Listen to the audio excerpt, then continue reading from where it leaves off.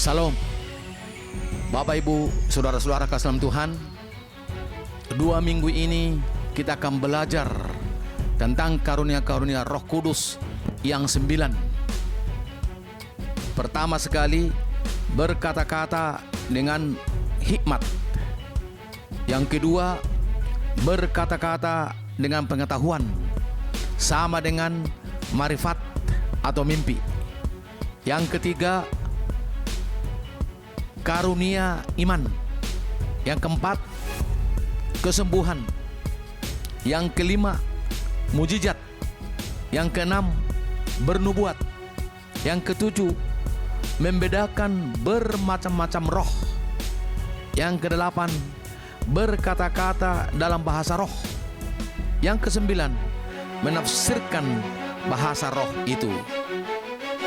Amin. Salam, saudara-saudara kasih dalam Tuhan. Kita akan mendengar firman Tuhan, yaitu tentang karunia-karunia Roh Kudus yang 9. Mari kita berdoa dulu. Bapa kami di surga, kami bersyukur Tuhan, kalau saat ini Engkau beri kesempatan untuk mendengar firman-Mu, membaca firman-Mu, dan melakukan firman-Mu. Biar Roh Kudus mengurapi kami. Roh Kudus berkata-kata melalui hamba-Mu, sehingga firman-Mu menjadi jawaban, menjadi mujizat, menjadi kesembuhan, menjadi luar biasa berkat bagi kami. Dan nama Tuhan Yesus dimuliakan. Kami serahkan acara ini sampai selesai dalam nama Yesus. Haleluya. Amin. 9 karunia Roh Kudus. Kemarin kita sudah mempelajari nomor 1 hikmat. Yang kedua, pengetahuan atau marifat. Yang ketiga, karunia iman. Yang keempat, sekarang karunia kesembuhan. Kesembuhan ini betapa penting. Saya akan bacakan dalam 1 Korintus pasal 12 ayat 9. Kepada yang seorang Roh Kudus yang sama memberikan iman, dan kepada yang lain ia memberikan karunia untuk menyembuhkan. Kalau karunia iman, minggu yang lewat sudah kita pelajari. Sekarang masuk nomor 4, karunia kesembuhan. Kesembuhan ini adalah waktu kita berdoa dengan iman, maka dia kalau soal penyakit sembuh, tapi berangsur. Bisa 1 hari, bisa 2 hari, bisa 3 hari, bisa 1 minggu, 1 bulan, dan selanjutnya. Contoh, kalau kita cabut rumput, hari itu kita cabut dia, belum layu daunnya, masih hijau.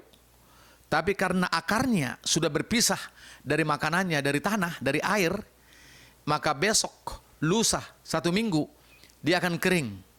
Karena tidak ada lagi hubungan dengan makanan. Demikian juga penyakit.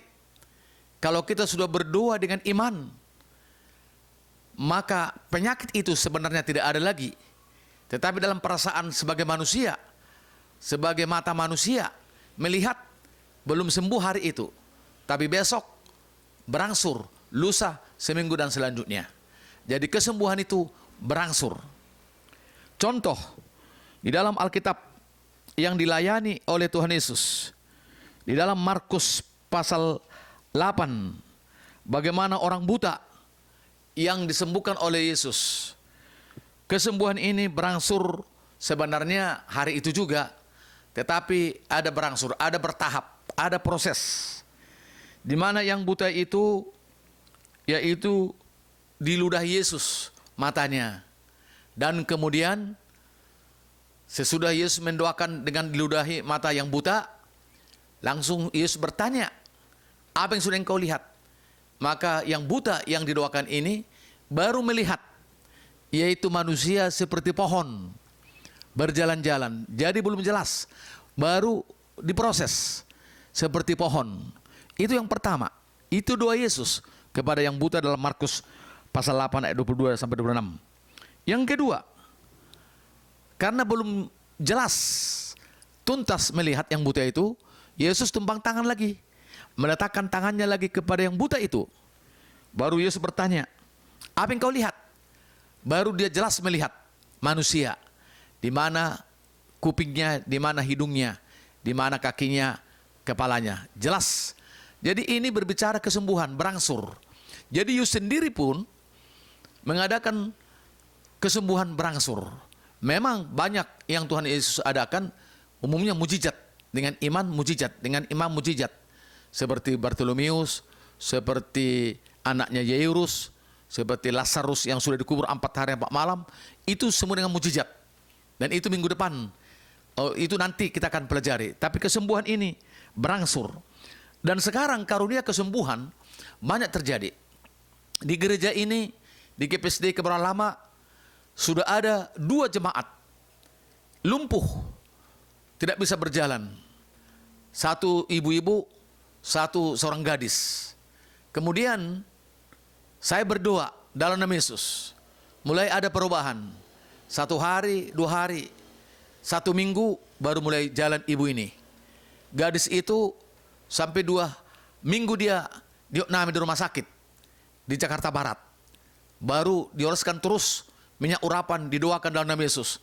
Karena memang ada ayatnya minyak urapan dalam Yakobus pasal 5 ayat 14, 15, 16. Dan juga ada juga Yesus menyuruh murid-muridnya bawa minyak dalam Markus. Jadi kita pergunakan, didoakan minyak itu dengan iman. Maka iman mereka dengan iman kita yang berdoa, maka kesembuhan terjadi. Ada lagi 1 orang lagi, bapak. Memang bukan anggota gereja, tapi di Jakarta Barat, di daerah Cengkareng. Sampai dia menangis-nangis, berteriak-teriak, nggak bisa tidur, nggak bisa makan. Kalau kumak sakitnya tengah malam, berteriak makan. Sehingga saya ditelepon dan saya berdoa ke sana. Waktu itu ada perubahan. Besok lusa, 1 minggu lagi, 1 bulan lagi, kumat lagi sakitnya, terus pakai minyak urapan didoakan. Sampai sembuh total, sampai sekarang. Puji Tuhan. Jadi kesembuhan itu berangsur sifatnya. Dan itu banyak terjadi di dalam pelayanan kepada hamba-hamba Tuhan di akhir zaman ini. Maupun di Indonesia, di kota Jakarta, di kota-kota lain, maupun di luar negeri. Jadi itulah perbedaannya. Kesembuhan itu memang berangsur. Ada juga yang sakit kanker, 1 hari, 2 hari, 1 bulan, sekian bulan, baru sembuh total. Demikian juga sakit yang lain-lain. Jadi sebab itulah saudara-saudara kasih dalam Tuhan, kalau ada yang sakit di antara kita, mari kita berdoa dengan iman. Apakah terjadi kesembuhan atau mujizat? Ya terserah Tuhan. Ya, tetapi umumnya banyak terjadi kesembuhan. Karena Tuhan Yesus berkata, tanda orang percaya, tumpang tangan kepada orang sakit sembuh. Jadi kita tumpang tangan, penyakit itu tidak ada lagi, tapi tidak langsung mujizat, berangsur 1 minggu, 2 minggu baru sembuh. Jadi sebab itu, mari kita melakukan firman Allah di dalam kesembuhan. Apakah itu kesembuhan penyakit tubuh? Apakah kesembuhan penyakit rohani? Penyakit rohani pun kadang-kadang diproses juga. Contoh, kalau umpamanya dosanya yang dia ingat ada 10, bohong, sombong, malas, jinah, dan dosa-dosa yang lain. Mungkin dia berdoa dengan iman, sehingga mulai ada perubahan.